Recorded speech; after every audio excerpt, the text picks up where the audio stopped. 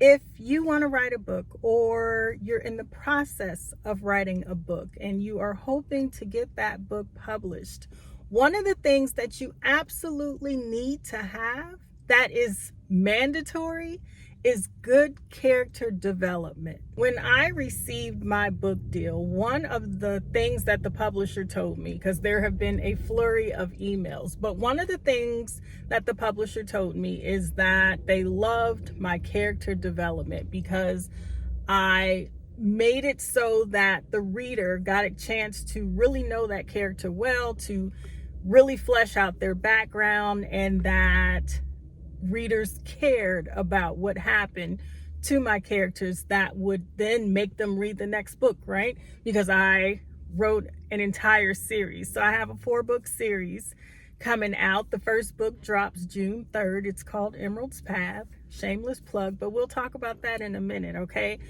Let's get back to character development.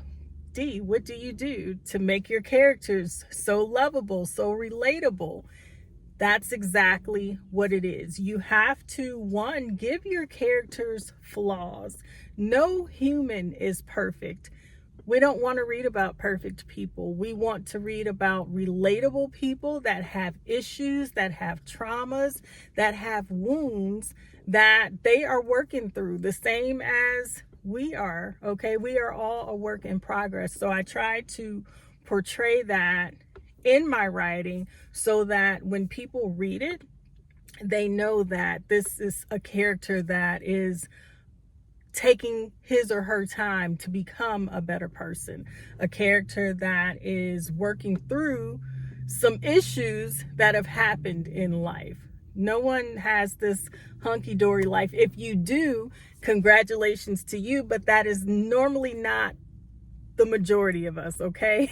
So I like to give my characters relatable problems. There are so many resources out there that can help you with character development. There are books that I want to say, I have to look and see what it's called, but it's like, you know, The Wounds or something like that it's called, but it's a tool and reference point for writers that will help give you ideas for wounds to put on your characters.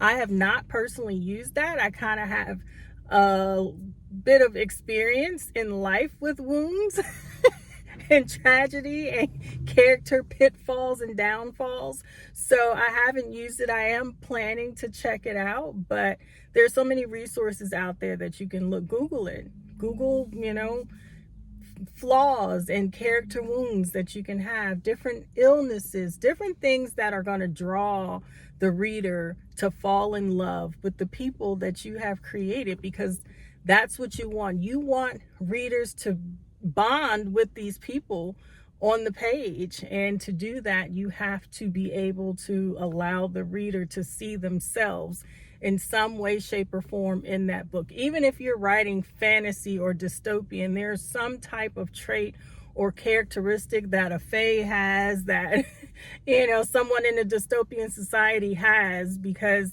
people don't change, just the times change, right?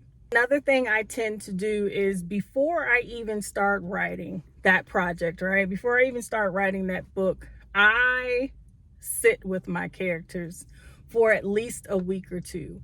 I will make notes on these people that I have created in my mind. I will go through and tell everything about them. I want to know, what car do they drive? I want to know, do they wear a middle part or a side part on their hair? What is their complexion? Do they have a lucky pendant they wear? Or, you know, do they walk a certain way? Are their movements quick? Are their movements slow?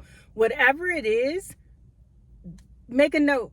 Develop that character so much that you can paint that picture on the page. Be descriptive as you can, because if you can describe it, then the person reading it, they can imagine it and see themselves doing the exact same thing. If you are writing any genre, really, thriller, horror, put us in those characters' minds. Just give us the picture and make us feel what they're feeling. And you have to be able to do that to really flesh out, give them their backstories, make it rich, make it inviting, create an atmosphere for these characters that have come from your mind, have been in your head for who knows how long, but you are bringing them to life. So give them their world, give them what they need, give yourself that time and those notes to do all of that and really bring them to life. I like to know everything. There's shoe sizes, their clothing sizes. Does your character have a favorite color? What kind of flowers? I mean, anything. What kind of foods? I really run the gamut. If you are curious about what I do, that is what I do. In Emerald's Path, in my first book, my main character, she loves key lime pie. Absolutely adores it. So, and there's a restaurant that has these little key lime pie jars for dessert. And her man goes out of his way to bring her those little jars whenever he can. Just little certain things that you can pick up that your readers can relate to. One of the things I do, typically every book I write, or even if it's not every film, but every book, someone is always from my hometown of Detroit.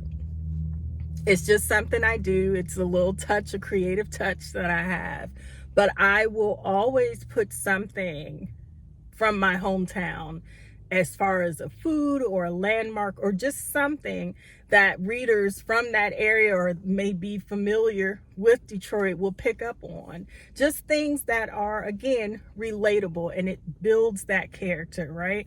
It, makes them a Detroit Tigers fan, or they talk about one day the Lions may win a Super Bowl. We might not be alive and in existence when that happens, but one day, y'all don't talk about the Lions, okay? But just give your characters depth, give them emotion, and write the heck out of those people, because I tell you, publishers recognize it and they want to see it and they want to read it and they love it, all right? Now, as far as a publishing update, I already said June 3rd, Emerald's Path, the first book in my series, drops. So I will be able to have a cover reveal for you very, very soon, in about 2 weeks. So I'm going to do that, as well as so those of you who have been following me, I turned my YouTube content, a series I did, Dear Future Husband, I turned it into a rom-com, a book. So I am in the process of finishing that. All right, last week I was halfway through. I am about 75% through. I have been zooming through, y'all. This book has been flowing. I am so excited about it. It has been just making me so happy and laughing, and the things that happened to Navy and Micah. So it is 20% autobiographical. So I took my series, all that content, rolled it up into one. So that has been really just a gift, really. I mean, who thinks about it? Because I almost deleted that YouTube series. I almost deleted my own content, and I'm so glad I didn't, because I spoke to the publisher about the idea. They loved it, and here we are. So if you haven't watched Dear Future Husband, go ahead, feel free, binge watch it. Those episodes, I'm going to do some more of those episodes eventually, but for now, the book is 75% complete. I'm almost there. So yes, but for those of you that are new, my name is Dee LaSure. I'm a writer and producer. So, if you've stayed this long in the video, go ahead and subscribe, like, do all the things, and follow along on this journey, because I am having the best time of my life. The song goes, living my life like it's golden. Well, this is my golden time right now. So I am so just overjoyed for this opportunity. So thank you for watching. Enjoy your day, but whatever you do, please don't forget to let the day enjoy you on purpose. I will see you next time.